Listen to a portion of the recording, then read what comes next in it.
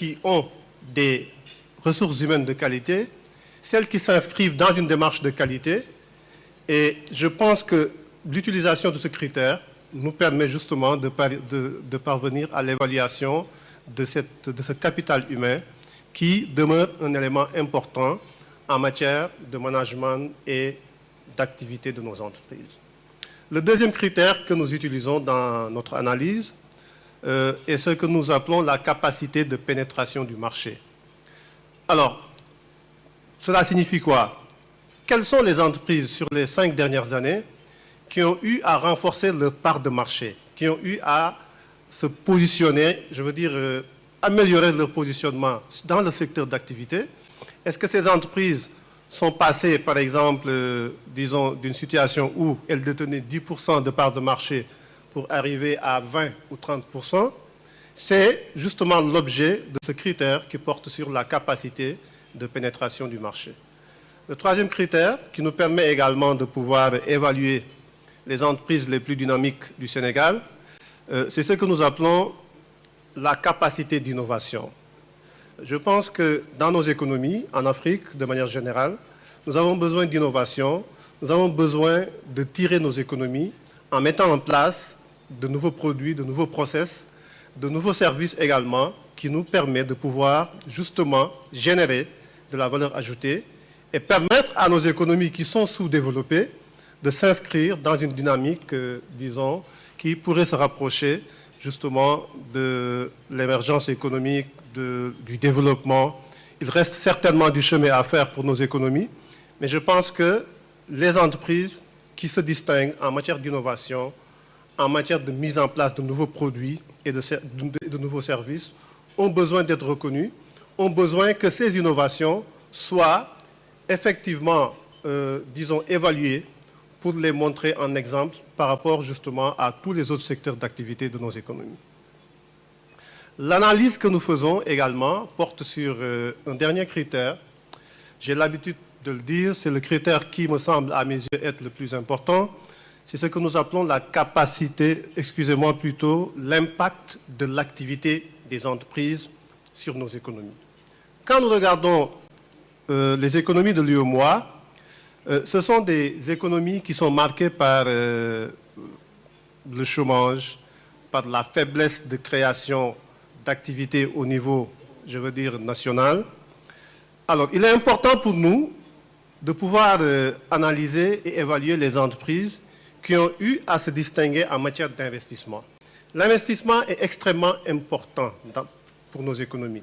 Parce qu'une économie qui n'investit pas, une économie qui ne génère pas des investisseurs, qui n'encourage pas des investisseurs à venir s'installer dans son pays, je pense que ces économies ne pourront pas atteindre des objectifs de croissance économique, ne pourront pas résorber le chômage, qui se trouve être quand même un phénomène qui touche tous les pays de l'UEMOA.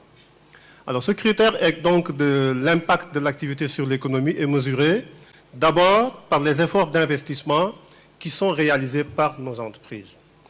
On mesure également ce critère par ce que nous appelons les efforts en matière de création d'emplois. Sur les 5 dernières années, quelles sont les entreprises qui se sont distinguées en matière de création d'emplois, que ce soit des emplois directs ou indirects, ou bien même des emplois permanents ou des emplois temporaires. L'objectif, c'est juste de créer des emplois. Nous sommes dans des économies sous-développées. Nous devons donc pousser nos entreprises, les acteurs économiques, à aller vers la création d'emplois, à contribuer à justement engager les jeunes qui sortent par des milliers chaque année dans nos écoles de formation, dans nos universités. Et quand je regarde tous ces jeunes, je pense que ce qui me pose tout le temps problème, c'est de savoir quelles sont les entreprises qui aujourd'hui ont cette capacité à générer cette forte demande d'emploi qui vient de nos jeunes diplômés. Donc il est important d'encourager les entreprises qui se sont manifestées, qui ont fait des efforts en matière de création d'emplois. Mais le critère de l'impact sur l'activité, sur l'économie plutôt nationale, ne s'intéresse pas seulement à ces deux aspects, pas seulement à l'investissement et la création d'emplois. On essaie également de voir comment nos entreprises développe des effets d'entraînement sur les autres secteurs d'activité. Est-ce qu'une entreprise comme le port autonome de Dakar, en réalisant 90% du commerce extérieur du Sénégal, est-ce que cette entreprise n'a pas le mérite de pouvoir générer des effets d'entraînement sur tous les autres secteurs qui dépendent des activités du port? Aujourd'hui, regardez tous les secteurs, l'industrie, le secteur du commerce, tous ces acteurs économiques ont besoin de passer par exemple par le port autonome de Dakar pour pouvoir faire des transactions commerciales, importer, exporter, faire tourner leur activité.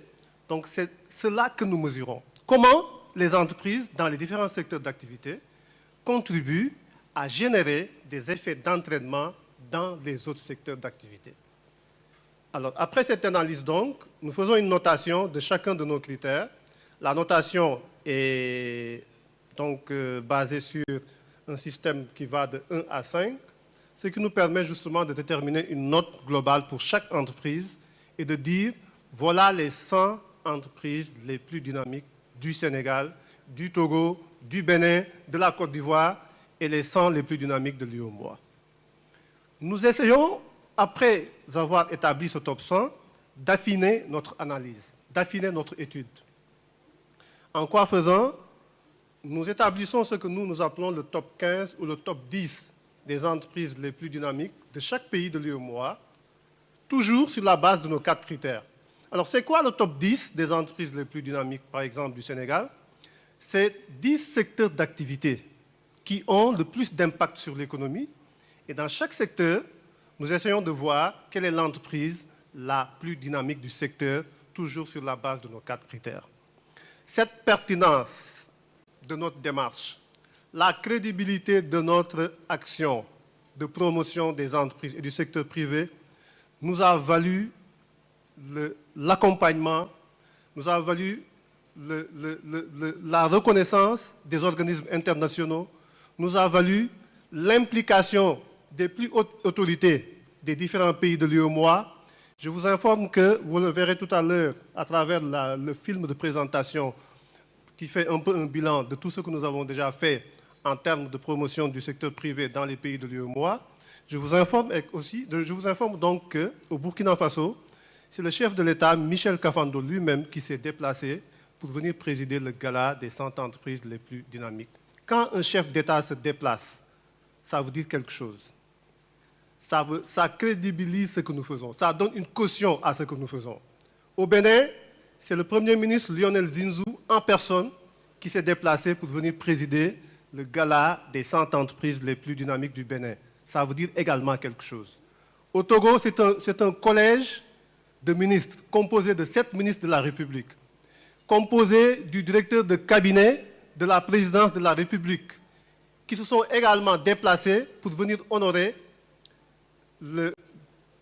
l'édition 2016 du gala des 100 entreprises les plus dynamiques du Togo. Pourquoi? Parce que les États ont compris qu'à travers notre action, nous sommes en train d'accompagner les gouvernements pour l'atteinte des objectifs de développement. Les États ne peuvent pas créer des emplois. Ce n'est pas le rôle de l'État. C'est le rôle des entreprises. Les États ne peuvent pas créer aussi des entreprises. C'est également le rôle dévolu au secteur privé. Donc, si nous mettons en place un cadre de promotion des entreprises, si nous mettons en place un cadre qui permet d'accompagner les entreprises, de créer un climat sain, un climat d'émulation des entreprises, cela contribue à accompagner les États pour la promotion du secteur privé. On ne peut pas développer nos États sans pour autant accorder une importance capitale au secteur privé. Tous les États qui ont cherché à maîtriser ou bien à contrôler leur économie en ne donnant pas une place importante au secteur privé se sont rendus compte que cela a été un échec. Vous avez vu le cas justement des États socialistes, je dirais même communistes, qui ont connu des échecs à travers le monde. Donc le monde actuel est un monde qui doit être organisé avec l'émergence du secteur privé. Je ne dis pas que les entreprises publiques n'ont pas leur rôle à jouer. Bien évidemment, il y a des secteurs dans lesquels les États doivent s'impliquer, les États doivent continuer à contrôler ces secteurs-là parce qu'elles constituent des secteurs stratégiques pour nos économies. Je pense que dans beaucoup d'États de l'UEMOA, tout ce qui est secteur portuaire, secteur énergétique, secteur de l'eau, c'est encore contrôlé par nos États. Ils ont raison de procéder ainsi, parce que ce sont des secteurs qui sont stratégiques pour la survie de nos économies, pour l'émergence de nos économies. Et je pense que, justement, les États, les chefs d'État, les premiers ministres qui se sont donné rendez-vous dans ces différents événements que nous avons eu à organiser dans les différents pays de l'UEMOA ont compris notre démarche et ont compris qu'il faut accompagner la crédibilité, l'objectivité. C'est tout le sens de notre démarche. Je ne terminerai pas mon intervention sans parler des éditions que nous avons déjà réalisées dans les différents pays. Le Mali a accueilli cet événement, le Togo l'a déjà accueilli, le Burkina Faso de même que le Bénin. Alors, le cabinet Ecofinance Entreprise est un cabinet qui fête ses 10 ans, qui vient de fêter ses 10 ans. Nous sommes un cabinet qui a un cœur de métier. Notre cœur de métier, c'est l'expertise en finance et en gestion. Nous sommes des personnes qui maîtrisent ce que nous faisons. Nous sommes des experts dans notre domaine d'activité. C'est tout le sens de la démarche que nous avons mise en place. On ne peut pas se lever et dire justement qu'on va, disons, évaluer les entreprises sans pour autant avoir une certaine expertise, sans pour autant avoir les compétences. Dans nos États, nous devons encourager la compétence. Nous devons encourager les démarches objectives. Et nous devons nous inscrire dans une démarche de sanction de la médiocrité. Je pense que c'est avec cette démarche-là que nous allons atteindre les objectifs de croissance économique, d'émergence économique et de développement.